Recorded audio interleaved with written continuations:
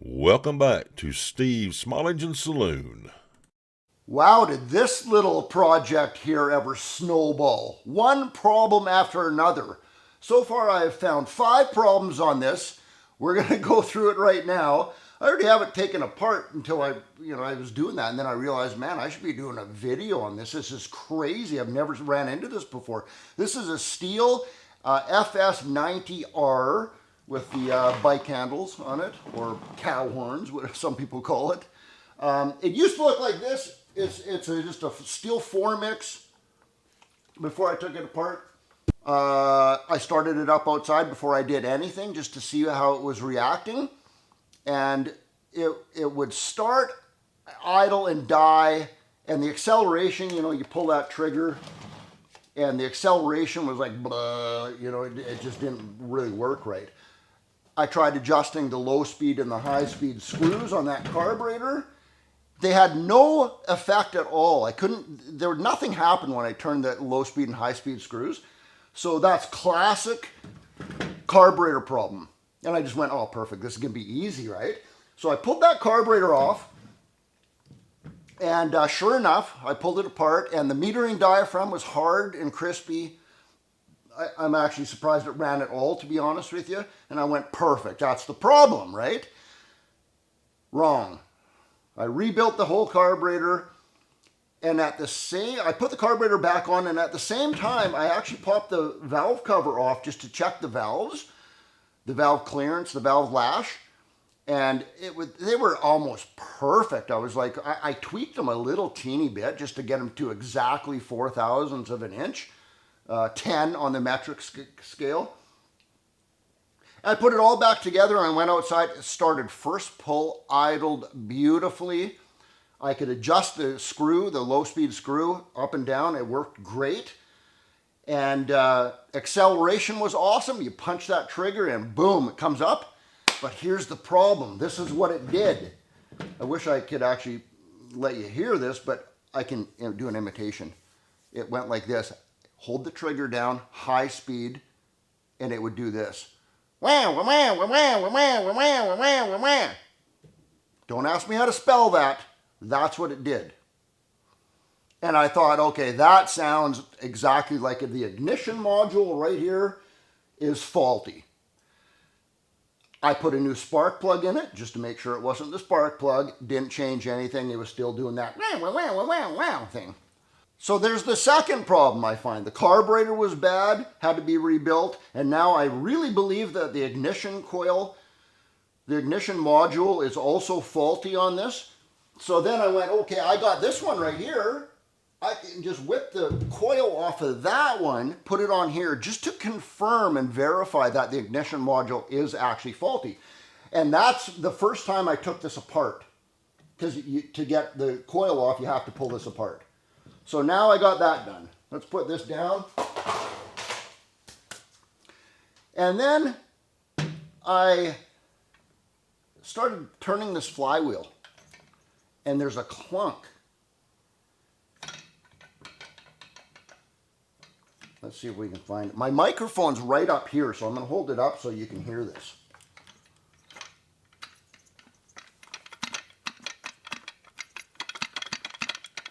Can you hear that?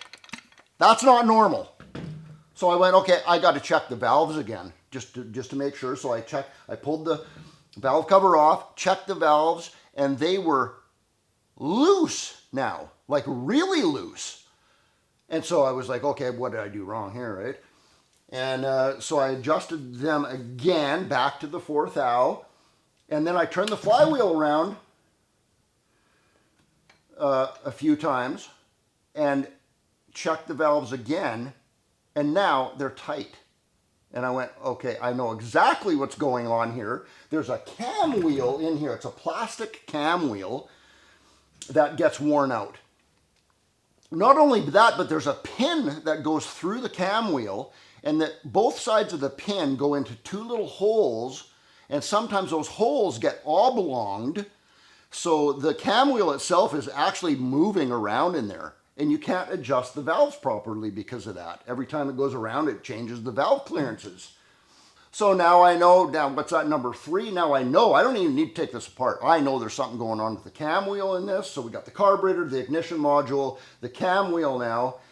And then I went, okay, still though, that doesn't explain the clunking in here. So I pulled the spark plug back out. What is this clunking? I thought maybe that the, here's the fourth one. I thought maybe that the flywheel might be hitting the coil a little bit. It's a 10,000ths of an inch, the thickness of a business card, the gap between the ignition module and the flywheel. And I thought maybe that was hitting. So I went, okay, and I adjusted that to with a business card, 10,000ths of an inch. And then I turned this around a few times, and then I checked it again, and it was like almost no gap there at all. And I went, oh no. And then you can't hear this, but trust me on this, I can feel this. Oh, maybe you can hear that. I'm moving the flywheel up and down, and the flywheel is moving up and down. I can actually change the gap between the coil and that flywheel. I can make it tight so it's almost touching, and I can pull it down so it's like 20,000ths of an inch gap there. So now there's number 4. The main bearings are wearing out in this. Actually bad. I've seen worse, but bad. And then I'm like, okay, so that still doesn't tell me what the clunking is. And then I got my flashlight out. Here we go. I can't really show you this on camera, but I'm going to bring the... so I'm looking down the spark plug hole. I can see the top of the piston. And there's top dead center right there. Okay, now watch what I do with the flywheel here. And you can actually hear the clunking right here. Right here. That piston is not moving. It's not moving at all when I turn the flywheel that much. The connecting rod is worn out in this. The rod that connects the piston to the crankshaft is worn out. I don't need to take it apart. I already know that. That piston should be moving up and down when you just do this. Simple as that. There's 5. So what do we got? 5 problems. The carburetor was faulty. The ignition module is faulty. I'm sure of it. The cam wheel, something going on with the cam wheel in there, faulty. The connecting rod, faulty. And the main bearings, faulty. 5 different reasons that this thing is screwed. Now, wow. Sometimes you just got to call it a day and just say, this thing is not worth fixing anymore. The price to put the labor and parts into this to make it a good running unit again, a reliable unit, especially for a rental company, is simply just not worth it. That would cost just as much as just buying a brand new brush cutter.